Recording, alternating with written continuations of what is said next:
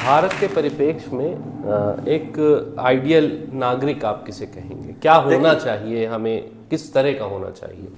देखिए, नागरिक की परिभाषा सभी देश में अलग रही है, लेकिन अगर हम कहें कि अगर हम एक अच्छे ह्यूमन बीइंग बन जाएं और देश के लिए सोचने लगे तो वही नागरिक है। नागरिक वो है जो देश में रहने वाले हर व्यक्ति को, जो भारत का निवासी है, उसको धर्म और जाति के चश्मे से ना देखे, वो नागरिक है। नागरिक वो है जो अपने अधिकारों के बारे में अवेयर हो और दूसरे के अधिकारों का भी हनन ना करे। वो यानी अभिव्यक्ति की आजादी, अभिव्यक्ति की आजादी हो सकती है, ठीक है, अधिकारों की आजादी हो सकती है, अधिकारों का शोषण ना होने देना और ना ही किसी का शोषण करना। सही नागरिक तो वो है जो देश के प्रति अपनी जिम्मेदारी को समझे। जैसे हम लोग देखते हैं कि घर में तो हम लोग बहुत सफाई करते हैं, लेकिन जब कूड़ा घर से निकलता है, अगर घर से निकलकर हम रोड पे डाल दें तो हम जिम्मेदार नागरिक नहीं है। ये अगर हम बाहर घर से निकलते हैं, ठीक है, और उसके बाद कहीं पर कूड़ा पड़ा हुआ दिखता है, अगर मैं उठाकर उसको डस्टबिन में डाल दूं और शर्म ना महसूस करूं, ठीक है, तो वो एक जिम्मेदार नागरिक है। जिम्मेदार नागरिक वो है जो समझदारी से जाति और धर्म के चश्मे से हटकर वोट दे, जो इस मुद्दे पे वोट ना दे कि ये हमारे धर्म के लोग हैं, ये हमारी जाति के लोग हैं। जब धर्म और जाति के चश्मे से अलग हटकर वो व्यक्ति को वोट देंगे तो वो सही। क्या ये भारत में संभव है? क्यों नहीं, बहुत सारे लोग देते हैं। मैं इसी आधार पे वोट इस समय आज तक तो हमने ऐसा ही देखा है कि हमारे देश में चुनाव धर्म जात के आधार पर होते आए हैं और हमने कभी भी विकास के नाम पर वोट नहीं दिया। देखिए, उसकी दो वजह रही। हमारे यहाँ जो चुनाव का पैटर्न है उसमें एक सिस्टम है कि जो भी पार्टी मैक्सिमम वोट पाएगी वो चुनाव जीत जाएगी। अगर उसकी बजाय एक वोट परसेंटेज हो कि 80% वोट जिस पार्टी को मिलेंगे, तो फिर क्या होगा, वो पार्टी 80% जनसंख्या को यूनाइट करने की कोशिश करेगी।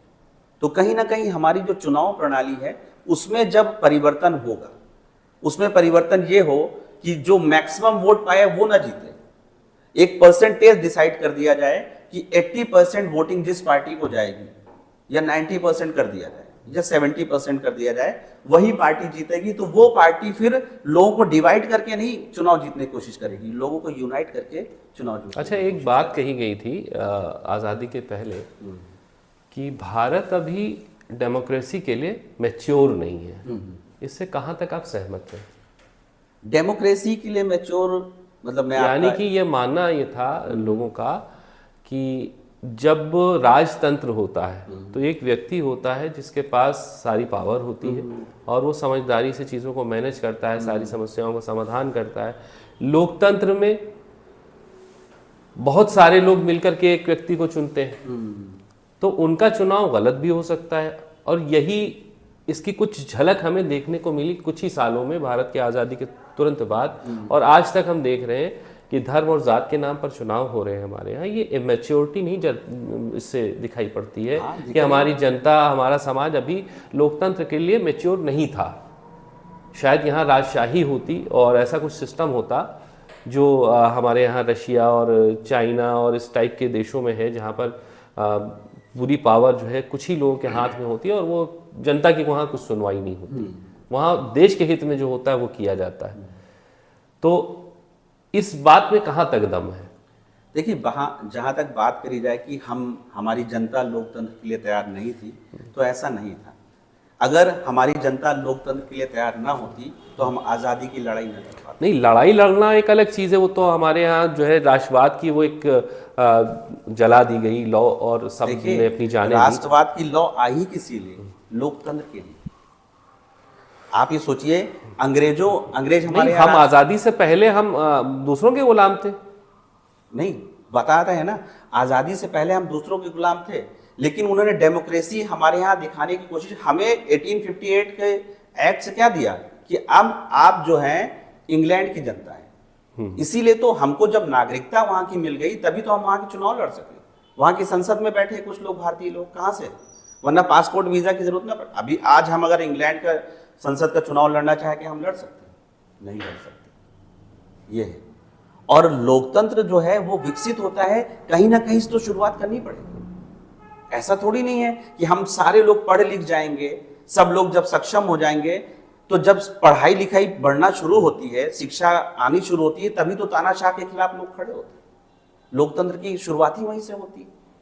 तो ये नहीं कह सकते कि हम लोग लोकतंत्र के तैयार नहीं है। बस ये है कि हमारे यहाँ जो शिक्षा का स्तर है वो अभी उस स्तर तक नहीं पहुंचा है कि लोगों के अंदर उतनी जागरूकता आ सके कि वो सही और गलत का निर्णय तार्किकता के साथ कर सके। ये है, क्योंकि लोकतंत्र ना होता तो शायद हमें ये भी आज़ादी ना होती, और जहां पर अभी आज हम पहुंचे शायद यहाँ तक भी ना पहुंच सकते। हम और आप बैठकर इस तरह से बात, हाँ, अभिव्यक्ति की आज़ादी की बात कर रहे हैं आप कि वो हमें लोकतंत्र देता है, वो तो बात सही है। लेकिन आप देखिए इतिहास हमें ये दिखाता है कि हमने जो देखा जिन देशों में डिक्टेटरशिप रही, जहाँ पर राजतंत्र रहा, वो कहीं ज़्यादा विकसित हुए।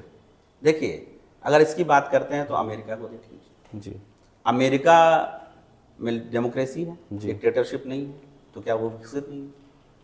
ठीक है। और अगर आप देख लीजिए ब्रिटेन को देख लीजिए, ब्रिटेन में कहने को राजशाही है, यानी वहां का जो राष्ट्र अध्यक्ष है वो चुना हुआ नहीं होता है, मोनार्की है वहां पर, लेकिन सारी पावर संसद को दे दी गई डेमोक्रेसी के लिए।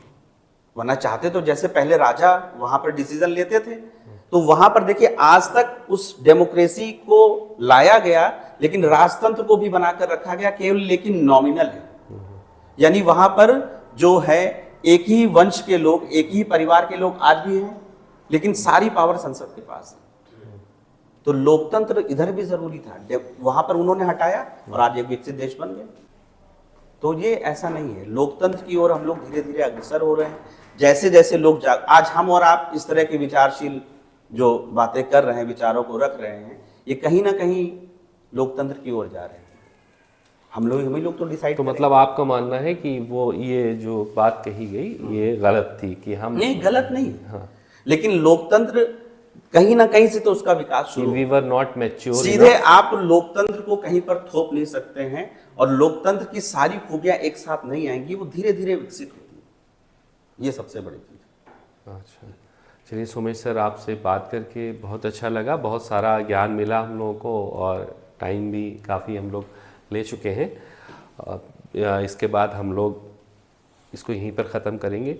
जुदा हुए बहुत लोग, एक तुम भी सही, जुदा हुए बहुत लोग, एक तुम भी सही, अब इतनी बात पर क्या ज़िंदगी ख़राब करना। Thank you sir.